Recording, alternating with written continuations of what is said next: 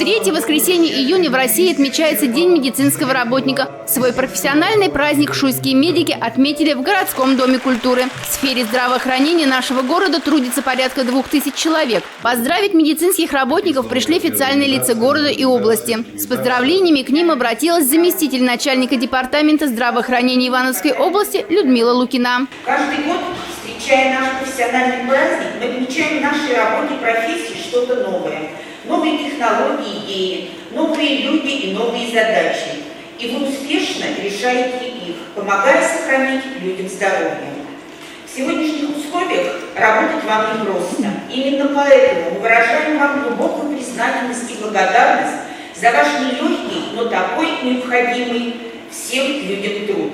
Почетные грамоты и благодарности губернатора области и администрации города в этот день получили более 80 врачей, медицинских сестер, фельдшеров, техников, фармацевтов и других работников медицинской отрасли. 50 лет трудится в Шуйской ЦРБ заслуженный врач Российской Федерации Андрей Борисович Глинский. Он основатель и заведующий урологическим отделением. Со словами благодарности за добросовестный труд обратилась к бывшим сотрудникам детского санатория Татьяна Оловянникова, возглавлявшая его 30 лет. В год своего 80-летия закрывается возглавляемое ею учреждение. Это известие внесло печальную нотку в торжественное мероприятие. Сопровождалось торжество выступлениями творческих коллективов города и района. Ирина Клиникова, Денис Уткин, Сергей Галактионов, МС ТВ.